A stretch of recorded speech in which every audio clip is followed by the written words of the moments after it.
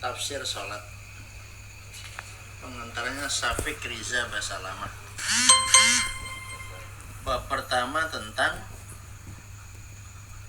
5 catatan tentang khusyuk. Cara mudah agar bisa khusyuk. Nah, kita baca.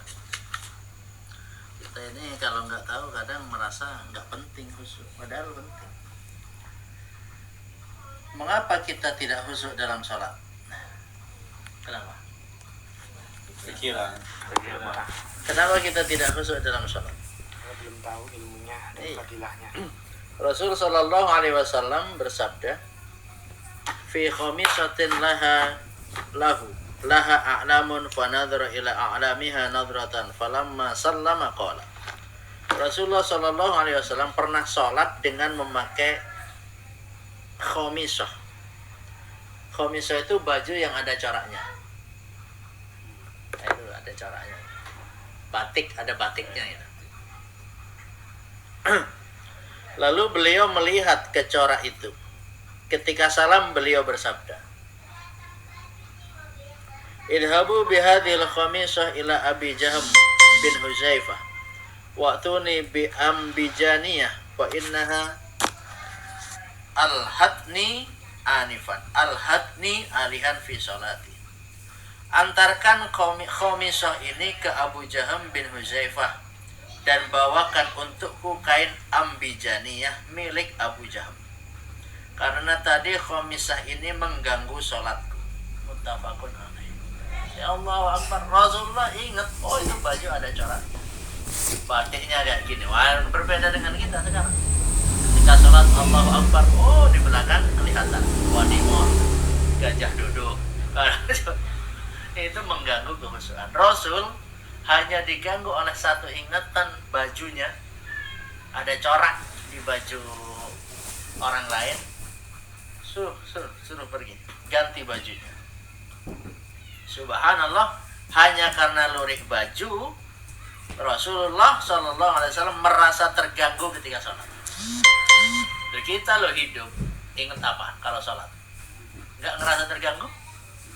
Mau sholat aja masih ngobrol, mau masuk masjid aja masih bercanda. Udah masuk masjid, tinggal nunggu qomat. Udah qomat, itu masih bercanda kita. Maka sampai beliau meminta agar diberi kain ganti yang polos sehingga tidak mengganggu konsentrasi beliau ketika sholat. Jadi kita itu disunahkan ngikutin Rasulullah pada waktu sholat ya pakai baju yang polos. Polos itu kayak apa? Ya baju polos. Hitam polos, putih polos. Itu setannya ngeganggu, apalagi ada coraknya, ada batiknya, ada mereknya macam-macam. Maka kebalikannya, berkali-kali kita sholat dengan baju batik, sajadah yang penuh gambar ya. Di sajadah ada gambarnya. Nah, itu.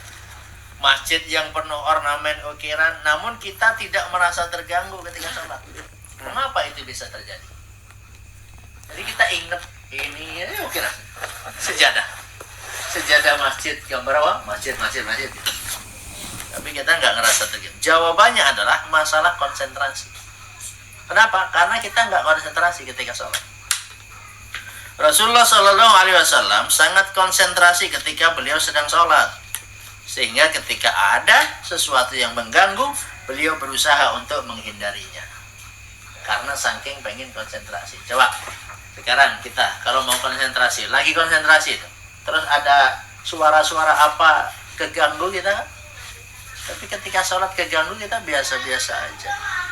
Cuman ini dalam sholat yang mengganggu sholat itu bukan bacaan teman sebelah. Jadi bacaan teman sebelah kok baca Allahu Akbar, dia kenceng, itu tidak termasuk yang mengganggu. Yang mengganggu itu kalau suara-suara di lain bacaan sholat, suara yang lain selain bacaan sholat, itu yang mengganggu. Kalau sama-sama baca Subhana rabbiyal a'la wa bihamdihi Subhana rabbiyal a'la, kenceng dia, kedengaran oleh kita, itu tidak termasuk kalimat-kalimat yang mengganggu. Yang mengganggu itu apabila ada orang sholat di luar dangdutan, itu ganggu. Jadi kalau bacaannya sama, itu tidak mengganggu. Kalau kita terganggu, kita nggak punya ilmunya. Dianggap mengganggu. Selama ini saya juga gitu ya. Perasaan suaranya kenceng banget sih, ganggu nih. Padahal bukan itu. Nah, berbeda dengan kita, konsentrasi kita ketika sholat masih sangat rendah, sehingga kita tidak perhatian dengan semua yang mengganggu di sekitar kita ketika sholat. Nggak perhatian. Apa saja yang sering mengganggu ketika sholat, buangin. Contoh, ketika sedang ujian matematika untuk kenaikan kelas, kita akan berusaha konsentrasi, sehingga panitia ujian berusaha mengkondisikan agar suasana ujian dibuat sangat tenang. Harap tenang, ada ujian. Itu di sekolah-sekolah gitu ya. Tapi di masjid enggak. Harap tenang, sedang ada salat jamaah enggak. Karena peserta ujian akan sangat terganggu sekalipun hanya dengan suara kendaraan. Sementara kita masjid malah pinggir jalan. Kenapa ada di pinggir jalan? Ketika ngebangun nggak tahu ilmu, bangun masjid itu gimana sebaiknya? Harus jauh dari Masa mau dibongkar masjidnya kan? Lain halnya ketika sedang makan di warung, butuh nggak konsentrasi? Enggak. Nah ini kita beda. Giliran di warung butuh konsentrasi, giliran di masjid nggak butuh. Kalau di warung makan gimana pun ya nggak usah perlu khusyuk-khusyuk bisa. Tapi kalau sholat harus khusyuk. Di warung ya dalam suasana santai sambil baca berita bisa, sambil ngobrol bisa, padahal makan tujuannya. Meskipun diiring musik yang keras atau nyanyian, seneng aja. Kita tidak merasa terganggu. Kenapa? Karena tidak konsentrasi. Coba konsentrasi makan, keganggu. Karena kita nggak konsentrasi. Nah, bagi kita membaca berita tidak perlu konsentrasi. Berbeda ketika membaca soal ujian. Ujian bikin SIM, butuh nggak konsentrasi? Bikin SIM, butuh nggak konsentrasi? fokus. Fokus, butuh. Karena itu keseriusan kita di dalam melakukan sesuatu berbanding dengan tingkat konsentrasinya. Disebut serius kalau konsentrasi. Semakin konsentrasi, maka semakin khusyuk dalam mengerjakan. Nah, berangkat dari gambaran ini contoh dalam dunia kita ya. Maka kita harus memahami khusyuk dalam sholat itu apa. Apa itu khusyuk? Menghadirkan hati. Khusyuk adalah menghadirkan hati ketika sedang melaksanakan sholat. Kalau makan nggak usah pakai hati. Karena tiap hari udah makan hati tiap hari. Ini manfaatkan waktu ya, moga-moga jadi ilmu buat kita. Jadi kita jangan sampai sholat kita nggak diterima Allah. Tadi tahlilan, jangan sampai tahlilan kita itu pahalanya selesai di situ, nggak sampai ke langit gitu. Kenapa? Karena ada kesombongan. Sombong itu biasanya begini. Yang lain baca baik yang buku Yasin, surat Yasin, kita nggak pegang, terus kita ngomong. Yang sana belum kita dahuluin, biar dianggap hafal. Waja'alna min baini aydihim saddan wa min khalfihim saddan wa hasinan fahum la yubsirun. Sana belum kita udah wasawaun alaihim a'dhamnadhum la yu'minun. Innama dia selalu mendahului bacaan. Itu kesombongan. Jadi kalau kita pamer bacaan Yasin, ini yang mimpin itu. iya, padahal dia nggak mimpin. Kalau kita punya ilmu, diem saja karena belum bagiannya. Bukan bagian Anda itu suara kencang. Kalau Anda mimpin, ila hadrati, ya baru kencang tuh. Iya. Ini Ini kan suara kedengarannya. nggak kebagian mimpin, ini jadi kebalik. Yang mimpin suaranya nggak kencang, Yang udah pakai mic juga nggak kenceng, yang tidak mimpin lebih kencang. kenceng itu. Memang kalau nggak punya ilmu orang repot, akhirnya kesombongan muncul. Tahlilan nggak dapat pahala, kumpul-kumpul nggak dapat pahala, karena ada sombong, pengen dianggap lebih bisa, lebih hafal.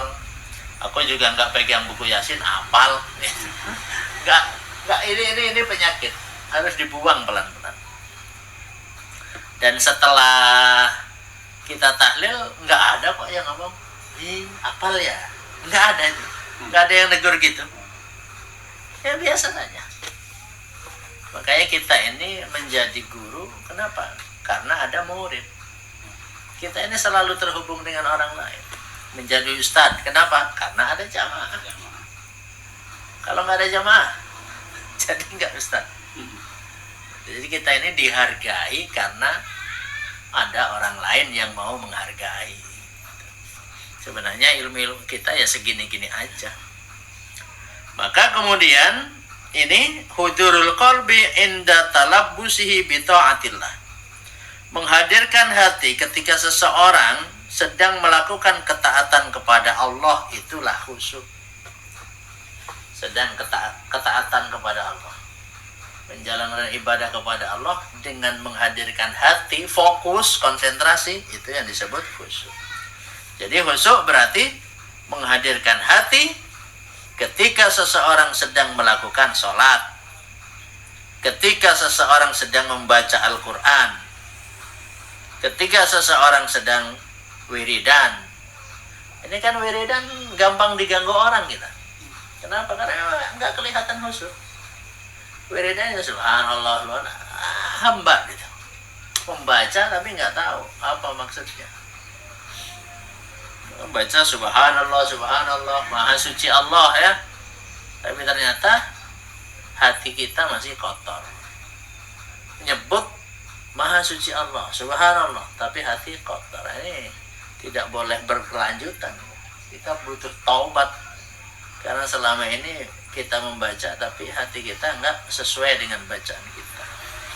Nah, jadi khusyuk itu dibutuhkan dalam berbagai macam ibadah dan ketaatan kepada Allah. Kemudian ini ada hadis dari Ibnu Abbas radhiyallahu an. Laisa laka min salatika illa ma aqalta minha. Laisa, tidak ada pahala maksudnya. Laka bagimu min salatika, dari salatmu. Jadi kamu salat tapi enggak dapat pahala, coba. Illa ma aqalta, kecuali yang kamu pikirkan minha, darinya, dari salatmu. Di dalam salat kita mikirkan apa? Kalau kita nggak khusyuk, nggak dapat pahalanya. Kecuali kita mikir Allah, pikiran kita Allah Maha Besar, ucapan kita Allahu Akbar, itu yang dapat pahala. Hanya kalimat Allahu Akbar saja, sebisa mungkin ya banyakin.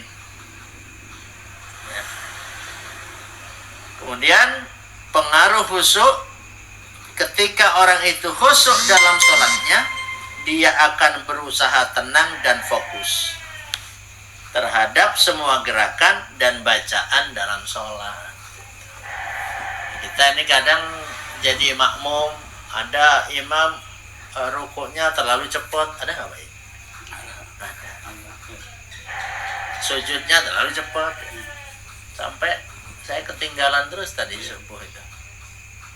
Nah itu kan, itu yang disebut mencuri sholat, itu kayak gitu. Iya. Nggak tertib ya. Iya. Ada, Bang Ical pernah tahu nggak? Rasulullah ketika berada, orang yang mencuri sholatnya adalah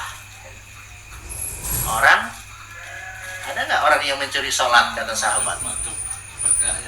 Orang yang matuk-matuk seperti ayam, bacaannya belum lengkap, bacaan belum sempurna, dia udah blok. Jadi untuk kita ini, bukan untuk orang lain yang tidak ngaji, buat kita yang ngaji. Kalau Anda punya penyakit, jangan jadi imam. Penyakit apa? Penyakit nggak bisa duduk lama, penyakit nggak bisa rukuk lama. Jangan. Kita belum selesai, baru sekali baca subhanallah udah bangun, sami Allahu liman hamidah. Kita belum tuntas duduknya, at-tahiyat baru asyhadu alla ilaha illallah, imamnya sudah assalamualaikum, assalamualaikum, masyaallah. Kita bukan buat nilai orang ini ya, baik, bukan menilai orang, ini buat kita. Jadi kalau kita lagi sakit, itu Pak Misbah, jangan jadi imam. Karena menahan ya, nih menahan sesuatu pada saat sholat hukumnya makruh. Nahan kentut, nahan buang air, nahan pipis, itu hukumnya makruh. Sama dengan nahan rasa sakit ketika sholat. Maka kalau lagi sholat, ya udah jangan. Berikutnya, ada pertanyaan sampai sini tentang khusyuk? Udah khusyuk semua. Yang jelas mah pikirannya kalau lagi ini nggak gitu. Iya. Jangan bercabang. Pikirannya Tapi bercabang. yang agak khusyuk tuh kita kalau yang lagi ini lihat pensujudan kita agak mendingan tuh ya. Kalau niat Lagi enggak maksudnya gini ya, yang itu udah ini nih. melihat Fokus ke sesuatu. Fokus ke arah ini aja gitu. Sujud itu. Salah satu cara itu melihat tempat sujud. Iya, tempat sujud ini beda lah apa sama gini sama ini. Yang nggak Kalau boleh. gini mah kadang Kosong. Nah, gini apa lagi? Iya, Kelihatan kosong. iya. Gini Mata Mas, ngelirik ya. Ini Mata masa. ngelirik. ada ustadz juga yang bilang bahwa sholat sambil menjamkan mata itu tidak sah. Kalau kita menghindari untuk biar kita fokus, biar kita fokus. Ya. Ya, Jadi Karena sholat ada gangguan di memejamkan kanan mata kiri. itu hukumnya makruh, Nah, bukan tidak sah. Makruh. Maklumnya. Apa artinya apa? Makruh itu sebaiknya ditinggalkan. tapi kalau untuk tujuannya memang ini bakal nggak fokus. Ya, Kalau tujuan mungkin apapun. anak-anak ini. Tujuan apapun tetap ya. Tujuan apapun. Sama dengan orang puasa, kok dia banyakkan tidur? Makruh. Bukan apa? Tidurnya orang puasa itu ibadah.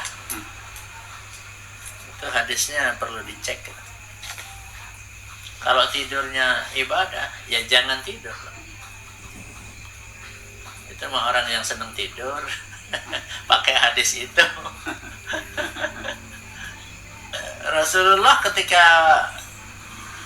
itu hampir perang Rasulullah itu tiap 3 bulan itu perang.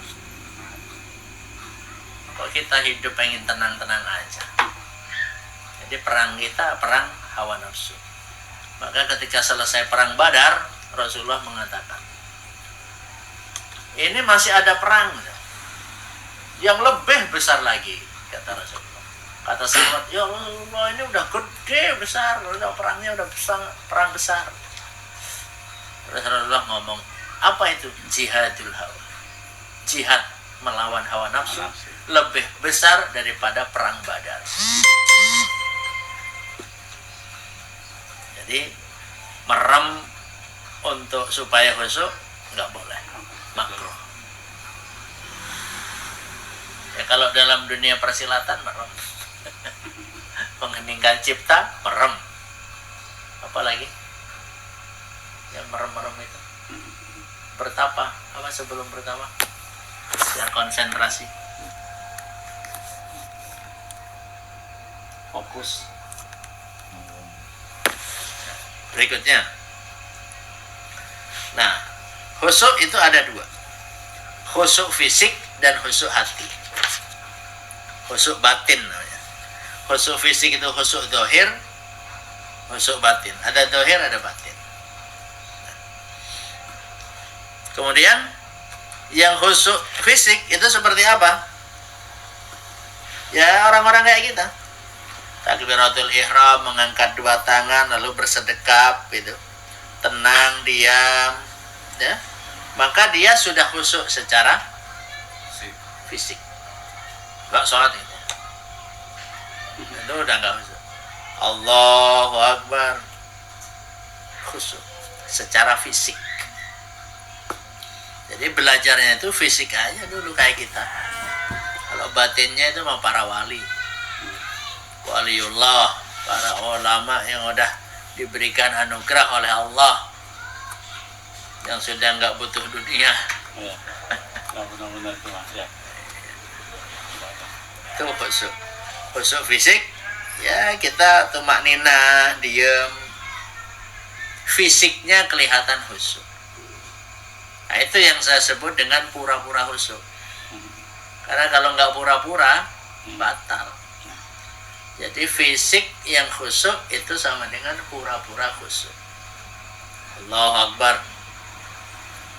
Kalau nggak pura-pura gatel, garuk, pengen apa, itu nggak bisa. Maka kemudian Sayyidah Aisyah bertanya kepada Rasulullah, Sa'altu Rasulullah sallallahu alaihi wasallam. Aku bertanya kepada Rasul sallallahu alaihi wasallam anil intifat, tentang menoleh, tolah-toleh fis sholati, di dalam salat. Faqala, maka Rasul menjawab, huwa ikhtilasun yakhtalisuhu syaitan min sholatil amdi. Tolah-toleh, jawaban Rasul, tolah-toleh itu adalah sambaran setan untuk mencolek sholatnya seorang hamba. Jadi lagi disambar. Nggak penting-penting juga. Sama dengan lagi ngaji gini-gini, ikut melihat sana. Padahal nggak ada orang.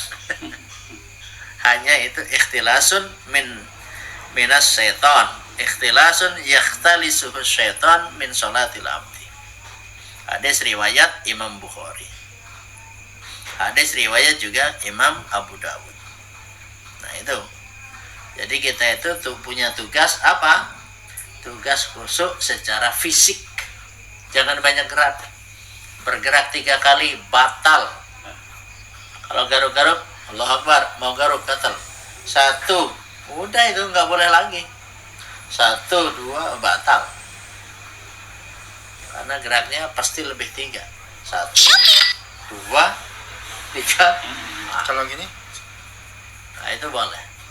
diam. Kalau gitu sesuai hajat, sesuai kebutuhan. Diam, gerakkan 1 jari. Gitu. Nah, begini jangan. Nah kalau semua jari, kalau itu mah tangannya dan badannya. Emang kadang-kadang itu ya, coba anak gitu, kadang kalau gatel ini ya, pengen Ada. ini gitu ya. Padahal kalau kita benar bisa nahan, hilang lagi itu. Ya, tapi orang kan kalau nggak punya ilmu nggak mau nahan. Nahan nafsu. Nafsu apa? Nafsu garuk-garuk.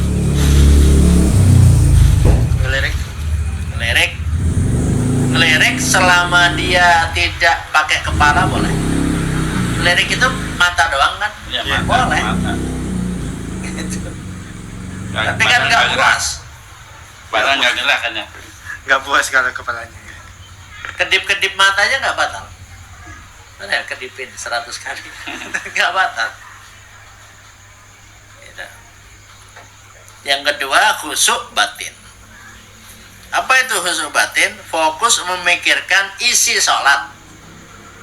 Apa isinya sholat? Bacaan sholat. Duh, masalahnya kita nggak tahu artinya. Kalau tidak tahu artinya gimana? Jadi kita nggak bisa sholat tapi pikirannya di dapur.